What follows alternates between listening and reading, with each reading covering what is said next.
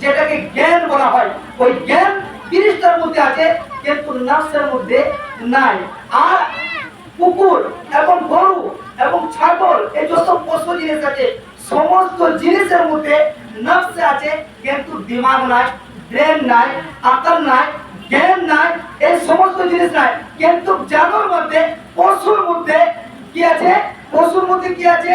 পশুর মধ্যে কি আছে? নফস আছে। পশুর মধ্যে শুধু নফস আছে। কিন্তু আমার ভাইরা বন্ধুরা, মানুষের মধ্যে দিমাগও আছে, আকলও আছে, ব্রেন আছে, জ্ঞান আছে এবং মানুষের মধ্যে নফসও আছে। তার জন্য শরে আকাইদ একটা কিতাব আছে, সেই কিতাবের মধ্যে আল্লাহ রাসূল বলেছেন, সেই কিতাবটা আকীদার কিতাব। শরে আকাইদ যে কিতাবটা পড়ানো হয় জামাতে রাবিয়ার মধ্যে, যে বরেলি শরীফের মধ্যে যদি আপনি যাবেন তো ওখানে জামাতে রাবিয়ার মধ্যে শরে আকাইদ কিতাবটা পড়া যায়। সেই কিতাবের মধ্যে লেখা হয়েছে যে আল্লাহ রাব্বুল ইজ্জত যে মানুষকে ব্রেন দিয়েছে, আকল দিয়েছে, দিমাগ দিয়েছে এবং নফস দিয়েছে। তো নফসে দুটো জিনিস আছে, ওর মধ্যে দুটো জিনিস আছে। তারই জন্য আল্লাহ তাআলা ব্রেন দিয়েছে যে তুমি যে ভালো জিনিস আছে সেই জিনিসটাকে চিনে নাও, যে জিনিসটা খারাপ আছে সেই জিনিসটাকে চিনে নাও। মানে কি?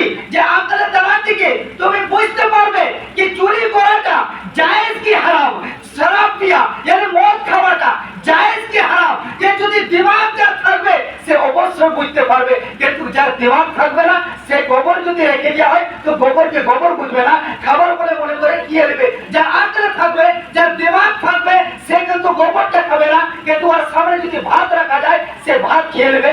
সেরকমটি আমার ভাইরা বন্ধুরা আল্লাহ রাব্বুল ইজ্জত দুনিয়ার মধ্যে পাঠিয়েছে প্রত্যেকটা মানুষকে। কোরআনে আল্লাহ বলেন ওয়া খালাকতুল জিন্না ওয়াল ইনসা ইল্লা লিয়াবুদুন, আমি মানুষ এবং জিনকে সৃষ্টি করেছি আমার ইবাদতের জন্য। যাদের আকল আছে, যাদের দিমাগ আছে, যাদের ব্রেন আছে ওই ব্যক্তিরা বুঝে নেবে যে নামাজ পড়লে ভালো আছে, রোজা রাখলে ভালো আছে, কোরআনের তিলাওয়াত করব ভালো আছে। এই সমস্ত যত ভালো কাজগুলো আছে এই কর্মগুলো যদি আমরা করে যাব, নিজের ঈমানটাকে বাঁচিয়ে যাব, অবশ্যই আল্লাহ আমাদেরকে জান্নাত দান করবে। কথাটা ঠিক কিনা বেটি? কথাটা ঠিক না? আকলে কেন এবারে বহুত রকম মানুষ আছে, বহুত রকম কথা বলে। আজিজানি কিরামি ওয়াকাত কেন একটা হাদিস আমি আপনাদের সম্মুখে রাখি। আল্লাহ রাসূল জনাবে মুহাম্মদ রাসূলুল্লাহ সাল্লাল্লাহু তাআলা আলাইহি ওয়াসাল্লাম বলেন, যখন গর্ভের মধ্যে মায়ের গর্ভের মধ্যে ছেলে এখন জন্ম নেয় নাই, ছেলের যখন গোশতের লোকলা বানানো হয় সর্বপ্রথম আল্লাহর নবী বলেন গোশতের লোকলা বানানো হয়, তারপরে ওর মধ্যে শাকল সূরা দেওয়া হয়। যখন মানুষ তৈরি হয়ে যায় ফেরেশতা জিজ্ঞেস করে ও মহান রব্বুল আলামিন তুমি বলো একে আমি কি লিখবো? নেক বাক্য লিখবো কি খারাপ লিখবো, বদ বাক্য লিখবো? আল্লাহ তাআলা বলে কেননা আল্লাহ আমার সমস্ত জিনিস জানে। কে বান্দা আগে বেড়ে কি করবে, খারাপ কাজ করবে কি ভালো কাজ করবে, এই বান্দা কি করবে আল্লাহ রাব্বুল ইজ্জত আদেশ দিবে যদি নেক কাজ করনেওয়ালা থাকে নেক কাজ কর্ম, নেক কর্ম ভালো কর্ম যদি করনেওয়ালা থাকে আল্লাহ বলবে যে কোথার লিখে দাও। আর যদি গুনাহগার यानी গুনার কাজ করনেওয়ালা থাকে আল্লাহ বলবে লিখে দাও গুনাহ। আজিজানে গ্রামে ওকার এরকম লিখা যায় কি আর বয়স কত লিখবো? যদি কারোর বয়স 50 বছরের হয়, 60 বছরের হয়, 70 বছরের হয়, 80 বছরের থাকে, 90 বছরের থাকে, 100 বছরের যদি থাকে আল্লাহ তাআলা বলে यार বয়স তুমি 100 বছর লিখে দাও কি 60 বছর লিখে দাও। মায়ের পেটের মধ্যে বয়স লেখা হয়। আল্লাহর নবী বলেছেন মায়ের পেটের মধ্যে ওই রিজকেও লেখা যায় যে 50 বছরের রিজকে দেওয়া হয়েছে। 50 বছর যদি বয়স মোতায়েন করা হয়েছে তো 50 বছরের রিজক ওইখানে মোতায়েন করে দেওয়া হয়। দুনিয়ার মধ্যে ওই বান্দা যখন আছে ওই বান্দার এখতিয়ার দেওয়া হয়েছে, আল্লাহ আমার এখতিয়ার দিয়েছে। আল্লাহর নবী বলেছেন বান্দাকে আল্লাহ তাআলা ভালো মন্দ যে আমলটা আছে, যে আচ্ছা ভালো আমল আছে, একটা খারাপ আমল আছে, নামাজ পড়া ভালো আমল আর চুরি করা খারাপ আমল, এই আমল গানার এখতিয়ার বান্দাকে দেওয়া হয়েছে। আমার ভাইরা ঠিক এরকম যদি বান্দা চুরি করে টাকা কামাবে, শরাব বিক্রি করে টাকা কামাবে, মদ বিক্রি করে টাকা কামাবে, ওই টাকা জায়েজ নয়, ওই টাকা হচ্ছে হারাম। আজিজানি গ্রামে ওকার রিজকি কিন্তু কতটাই পাবে, চাহে ওই ব্যক্তি হালাল ভাবে কামায় या चाहे হারাম ভাবে কামায়, টাকাকে মোতায়েন করা হয়েছে। আজিজানি কিরামি ওয়াকার, কিন্তু দুটো রিস্কের মধ্যে পার্থক্য ছিল। দুটো রিস্কের মধ্যে পার্থক্য কি আছে? যে ব্যক্তি চুরি করে টাকা কামাইলো, যে ব্যক্তি ঠক বাজ করে টাকা কামাইলো, যে ব্যক্তি পিস্তল দেখিয়ে জমিকে হেঁকে নিয়েছে, যে ব্যক্তি টাকা কামাইলো হারাম ভাবে, ওই টাকা আল্লাহর রাস্তায় খরচা করলে কোনো কাজে লাগবে না। আর যে ব্যক্তি টাকা কামাইলো পরিশ্রম করে কাজ করে, ওই ব্যক্তির টাকা যদি 1 টাকা দান করে, আল্লাহ তাআলা বলছে আমি তাকে 10 টাকা দান করব, তাকে আমি 10 টাকা দেব। ওই পরিশ্রমের টাকা যদি আল্লাহর রাস্তায় খরচা করে, আল্লাহ বলছেন আমি রিজকে আরো তোমার বাড়িয়ে দেব। আর হারাম তরিকায় যদি কামিয়েছো, ওই টাকার মধ্যে বরকত পাবে না, ওই টাকার মধ্যে রিজকের মধ্যে বরকত হবে না। তাই আমার ভাইরা বন্ধুরা, আল্লাহ আমার বলেছেন, আল্লাহ রাসূল বলেছেন টাকা তুমি কতটা পাবে যতটা হালাল আছে। এবারে পার্থক্য শুনুন, রিজকের মধ্যে যে যতটা লেখা হয়েছিল, যদি হালাল ভাবে মানুষ কামাইলো, আল্লাহর রাস্তায় খরচা করলো, আল্লাহ আরো রিজকে তার বাড়িয়ে দিবে। তাহলে এটা থেকে কি বোঝা গেল? এই হাদিস থেকে বোঝা গেল যে আমাদেরকে আল্লাহ ব্রেন দিয়েছে, তো আমরা চুরি কেন করবো? ডেকাতি করে কেন টাকা কামাবো? আল্লাহ আমাদেরকে শরীর দিয়েছে, হাট্টা কাট্টা বানিয়েছে, যখন আমাদের হাত আছে, পা আছে, সমস্ত জিনিস আল্লাহ তাআলা দিয়েছে, তো এই জেহেনের দ্বারা থেকে আমরা আজকে হালাল রিজকি কামাবো। আর হালাল রিজকি কামিয়ে আল্লাহ রাস্তায়ও খরচা করব, মা বাপের উপরও খরচা করব, রিশতেদারের মধ্যেও খরচা করব। আল্লাহ আরো আমার রিজকিকে বাড়িয়ে দিবে, আল্লাহ আমার রিজকিকে আরো বাড়িয়ে দিবে। আজিজানি গ্রামে ওয়াকার, আমি আবার বলছিলাম কোন জায়গা হাদিস পাকের মধ্যে আছে, আল্লাহ তাআলা বলেন আল্লাহর নবীর দরবারে হযরত ওমর রাদিয়াল্লাহু তাআলা, এই হাদিসটা রাবি কি নাম? গো সাহাবী রাসূলের নাম কি? হযরত ওমর রাদিয়াল্লাহু তাআলা, উনি বলেন যে একটা সাহাবী রাসূল, হযরত ওমর রাদিয়াল্লাহু তাআলা একটা সাহাবী রাসূল, তো উনি বলেন যে আমি নবীর সঙ্গে ছিলাম। কার সঙ্গে ছিলাম? নবীর সঙ্গে ছিলাম। আর নবীর সঙ্গে যখন ছিলাম, একটা সাহাবী রাসূল, যাকে আনসার বলা হয়। কি বলা হয়? আনসার কাকে বলে? যাকে মদিনা শরীফের বাসিন্দা দিকে আনসার বলা হয়। আর মুহাজির বলা হয় যে মক্কা শরীফের বাসিন্দা ছিল আর মদিনা শরীফ গিয়েছিলেন, তাদেরকে মুহাজির বলা হতো। আর ওদিকে আনসার, তো একটা আনসার নবীর দরবারে এলেন, আর আসার পরে জিজ্ঞেস করলেন, কি ইয়া রাসূলুল্লাহ আলাইহিস সালাতু ওয়াস তাসলিম, মানুষের মধ্যে সবথেকে আফজল কি, সবথেকে উত্তম কে? আমার দয়াল নবী বললেন, ওই মানুষটা সবথেকে উত্তম যার আখলাক সবথেকে বেশি ভালো, যার ব্যবহারটা সবথেকে বেশি ভালো। দরবারে নবী জিজ্ঞেস করা হলো, ইয়া রাসূলুল্লাহ আলাইহিস সালাতু ওয়াস তাসলিম, ঈমানের পরে সবথেকে, ঈমানের পরে সবথেকে বেস্ট আকলমন্দ মানুষ কে? ঈমানের পরে সবথেকে মানুষের মধ্যে বুদ্ধিমান কে? আল্লাহর নবী বললেন, ওই ব্যক্তি সবথেকে বড় জ্ঞানী মানুষ, ওই ব্যক্তি সবথেকে বড় বুদ্ধিমান, যে ব্যক্তি, যে মানুষটা মৃত্যুকে মনে করে, মৃত্যুকে স্মরণ করে, মৃত্যুকে যে ব্যক্তি সবথেকে বেশি স্মরণ করে, সে ব্যক্তি হচ্ছে সবথেকে বড়, বেশি বুদ্ধিমান, সবথেকে বেশি জ্ঞানীমান। বাজে জানে গ্রামে ওকার, তার মানে কি? তার মানে এটা হচ্ছে যখন মৃত্যুকে আপনি স্মরণ করবে, আল্লাহর ভয় আসবে। আর প্রাসের মধ্যে আছে না, ইয়া আইয়ুহাল্লাযীনা আমানু তাকুল্লাহ, মানে কি হে ঈমানদার ব্যক্তিরা তোমরা আল্লাহকে ভয় করো। তবে তোমরা এখানে যত মধ্যে যত মানুষ আছে, সবাইকে যদি জিজ্ঞেস করা হয়, আচ্ছা ভাই আপনারা ভয় করুন, তো সবাই বলবে হ্যাঁ। বলবে কি না? যে ভয় কাকে বলে? ভয় কাকে বলে? আজিজানি গ্রামে ওয়াকার, আমি একটা উদাহরণ দিয়ে বলি। একটা উদাহরণ মানো করুন যে আপনার ছেলে বাড়ির মধ্যে আছে, আর আপনি নিজের ছেলেকে বললেন, বাবা দেখো তুমি 10টার সময় করে স্কুল চলে যাবে, আর ক্রিকেট খেলতে যাবে না, দেখো খোলা জায়গার মধ্যে যাবে না, আম পাড়তে যাবে না, কি জাম পাড়তে যাবে না, কি কাঁঠাল পাড়তে যাবে না।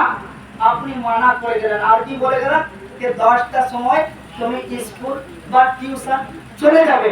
আবার যখন আপনি বাড়ির মধ্যে এলেন, তো দেখছেন কি না টিউশন গেছে না স্কুল গেছে, সেই ছেলেটা কি করছে? আম বাগানে দিয়ে আম পাড়ছে। আর তারপরে আপনার স্ত্রী বলছে, অবশ্য কি বলবো গো, আপনার ছেলে আপনাকে অনেক ভয় করে, আপনার ছেলে আপনাকে অনেক ভয় করে, তাহলে এই কথাটা ঠিক হবে? এই কথাটা ঠিক হবে? হবে না? তো ভয় যদি করতো তাহলে স্কুল যেত না? যদি ভয় থাকতো আর দিলের মধ্যে, সে কোথায় যেত? স্কুলে যেত কি টিউশনে যেত? আম পড়তে মানা করলো কি আম পড়তে যাবি না, কিন্তু ওই বাচ্চাটা আম পড়তে গেল তো ভয় হলো, এটাকে ভয় বলা। ঠিক এরকম আমার আল্লাহ বলছেন আকিমুস সালাহ, নামাজ কায়েম করো, ওয়া আতুজ যাকাত, যাকাত দাও। আর যদি তোমার মধ্যে ইস্তাতাআত থাকে, যদি ক্ষমতা থাকে, তুমি হজ করো, ফাসাল্লি লিরাব্বিকা ওয়ানহার, yani ঈদের নামাজ পড়ো, কুরবানির নামাজ পড়ো এবং রক্ত বহাও। তার মানে কি, yani কুরবানি করো। ঠিক কুরবানির সময় এলো, আমরা কিন্তু সাহেবে ইস্তাতাআত আছি, আমাদের মধ্যে টাকা পয়সা আছে, কিন্তু আমরা কুরবানি করলাম না। আল্লাহ বলল নামাজ পড়ো, আমরা নামাজ পড়লাম না। আল্লাহ তাআলা বলল যাকাত দাও, আমরা যাকাত দিলাম না। আল্লাহ বলছে তুমি গরীব ও মিসকিনের খেয়াল রাখো, যারা ইতিম আছে তাদের ধ্যান রাখো, আমরা কিন্তু রাখলাম না। আজকে জানে গ্রামে ওখানে আল্লাহ বলছে তোমরা মদ পান করো না, আমরা খুব বেশি বেশি মদ পান করছি। আল্লাহ তাআলা বলছেন যে জুয়া খেলো না, আমরা খুব জুয়ার আড্ডাতে গিয়ে জুয়া খেলছি। আল্লাহ তাআলা বললেন কোরআন পাকের মধ্যে বলছেন আল্লাহ তাআলা যে কোন জুয়া, চাই লুটাই হোক, চাই যে কোন জুয়া হোক, কোন জুয়া খেলা যাবে না, হারাম আছে শরীয়তের মধ্যে, কিন্তু ওই কাজগুলো আমরা করি। আর আমরা নিজেকে বলছি আল্লাহকে ভয় করি। এটা কি ঠিক? এটা কি ঠিক হলো? আল্লাহর ভয় মানে এটা নয় যে নামাজকে ছেড়ে দিয়া।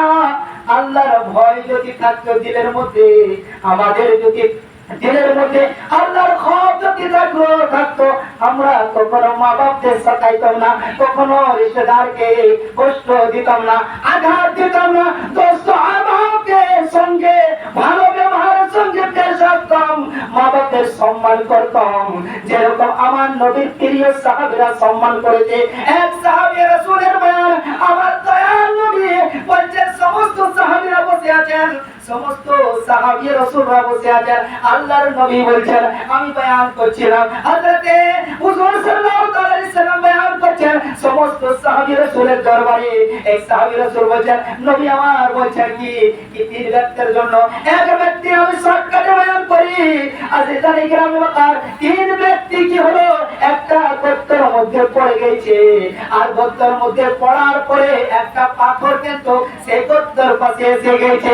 আল্লাহর দরবারে দোয়া করে আল্লাহ এই পাথরকে তুমি সরিয়ে দাও।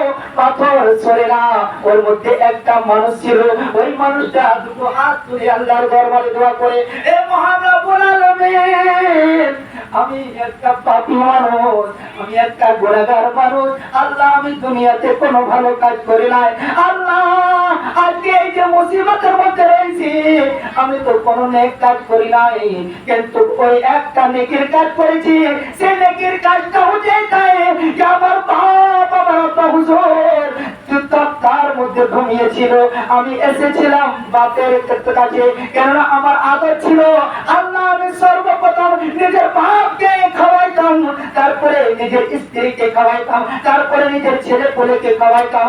আল্লাহ আমি যখন এসেছিলাম বাড়ির মধ্যে দেখছি কি আমার আব্বা ঘুমিয়ে আছে, আল্লাহ আমি নিজের স্ত্রীকে খাওয়াই নাই, আমি নিজের ছেলেকে খাওয়াই নাই, আমার বাপকে তুলে সর্বপ্রথম আমি নিজের বাপকে খাওয়াইছিলাম, তারপরে নিজের ছেলেকে খাইছি, তারপরে নিজের স্ত্রীকে খাইছি।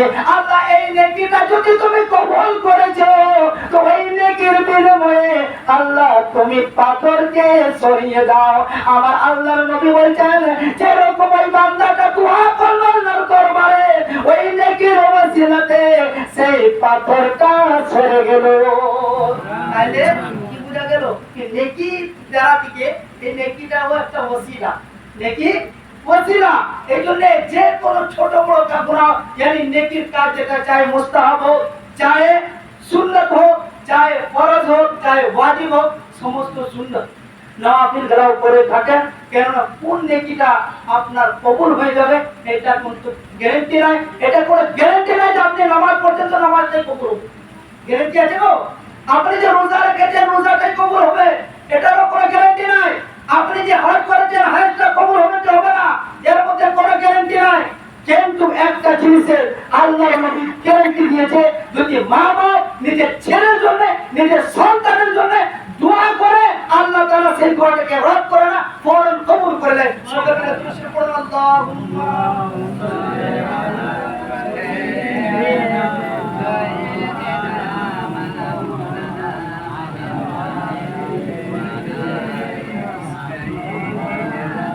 মাওলানা মুহাম্মদ সাল্লাল্লাহু আলাইহি ওয়াসাল্লাম আমি বয়ান করেছিলাম যে আইনামা ইউদরিকুল মাউতা, যখন যে সময়ে মৃত্যু হবে, যে মোতায়েন করা হয়েছে ওই টাইমে ওই সময়ে মৃত্যু হবে। আমার ভাইরা, কেন না আল্লাহর ওয়াদা আছে কুল্লু নাফসিন যায়িকাতুল মউত, প্রত্যেকটা জীবিতকে মৃত্যুর স্বাদ চাখতে হবে। আমার ভাইরা বন্ধুরা, যখন মৃত্যু হয়ে যায়, হযরতে গ্রামে মুহতারাম ভাইরা, মৃত্যু হওয়ার পর আমরা কি করব? মৃত্যু যখন হয়ে যায় তখন কি করি? লাশটাকে নিয়ে কোথায় নিয়ে যাই গো? না, কবর গায় না, ওই লাশটাকে নিয়ে সর্বপ্রথম তক্তার মধ্যে রাখি। তক্তাতে রাখার পরে কি করিব?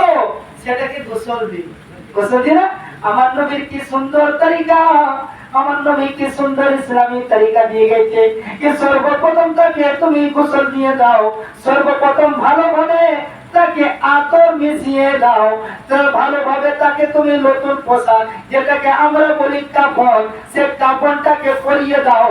আমরা কাপড় পরিয়ে দিলাম, আতর লাগিয়ে দিলাম, সুরমা লাগিয়ে দিলাম, গোসলও করিয়ে দিলাম। আচ্ছা বলুন তো, গোসলের মধ্যে কটা ফরজ আছে?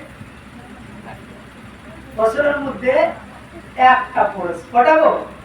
মাইয়াতের গোসলের মধ্যে কটা ফরজ? একটা। কি ফরজ আছে? গোটা শরীরটাকে ধোয়ানো, এটা হচ্ছে ফরজ। গোটা শরীরটাকে কি করানো? ধোয়ানো, যেন গোসল দিয়ে, এটাই হচ্ছে ফরজ। বাদ বাকি সব সুন্নাত, বাদ বাকি সব সুন্নাত। আজ জানি গ্রামে মাকার গোসল দিয়া হলো, আতর লাগানো হলো, সুরমা লাগানো হলো, ওই ব্যক্তিকে খাটের মধ্যে শোয়ানো হলো। খাটটাকে আমরা আস্তে আস্তে করে নিয়ে যে কবরস্থানের মধ্যে গেলাম, যে জায়গার মধ্যে জানাজার নামাজ পড়ানো হয়, ওই জায়গার মধ্যে যে রেখে দিলাম। আচ্ছা বলুন তো, লাশটাকে কোথায় রাখি? লাশটাকে কোথায় রাখি গো? লাশটাকে আমরা যে রাখি, যখন জানাজা গায়ের মধ্যে যখন যায়, ওই লাশটাকে, ওই খাটটাকে ইমামের আগেতে রাখি। রাখি না? ইমামের আগেতে রাখি। আচ্ছা বলুন, ওই ব্যক্তি সারা জীবন যখন জিন্দা থাকলো, দুনিয়ার মধ্যে থাকলো, তো ওই ইমামের পেছনে নামাজ পড়লো, ওই ইমামের পেছনে নামাজ পড়লো, আজকে ওই ইমামের আগেতে আছে ওই রাস্তায়। কারণটা কি? আজিজানে গ্রামে বাকাত, আজকে আমাদের দেখবেন দুনিয়ার মধ্যে অনেক রকম মানুষ আছে, অনেক রকম মানুষ আছে। কি যদি কোনো ব্যক্তি গরিব আছে, কি কাপড় ভালো মতো পরে নাই, ঠিক মতো কাপড় নাই, পুরনো কাপড় আছে, কি কাপড়ের মধ্যে কিছু ময়লা টয়লা আছে, হ্যাঁ, কি কিছু একটু মেহেক আসছে, বলে কি বলে না, পাশে বসতে দেয় না। কিন্তু আজকে ওই লাশটাকে যে জীবন ভর মানুষরা নফরত করতে লাগলো, মানুষরা নফরত করতে থাকলো, ওই মানুষটাকে আজকে সর্বপ্রথম সব থেকে আগে রাখা হয়েছে। আজ জানে গ্রামে ওয়াকার, তার মানে কি? হাদিসের ইবারত আছে, হাদিস পাকের মধ্যে আছে, ওই লাশটাকে আগের মধ্যে এই জন্য রাখা যায় যে আন্নাহু তাজিমান, ওই লাশটার তাজিমের জন্য আগে রাখা হয়। জিজ্ঞেস করা হলো তাজিম কিসের জন্য করা হচ্ছে? তা হাদিস পাকের মধ্যে আছে যে যখন কোনো ব্যক্তি যখন মারা যায়, ওই মানুষটার কোনো জ্ঞানের ঘরে থাকে না, ওই মানুষটা হয়ে যায় মেহমানে রাসূল। যখন আল্লাহর নবীর যখন মেহমানের তাজিম আল্লাহ এত বাড়িয়েছে, যে ব্যক্তি নবীর উম্মত হয়ে নবীর উপরে সালাম পড়বে না, ওই বান্দা, ওই মামুনটা কি করে মানুষ হতে পারে? আমার ভাইরা বন্ধুরা, তাই আমরা নবীর সম্মানের জন্য, নবীর তাজিমের জন্য সালাত ও সালাম পড়ি। হ্যাঁ, নবীর আদবের জন্য আমরা সালাম পড়ি। তারপর কি করি?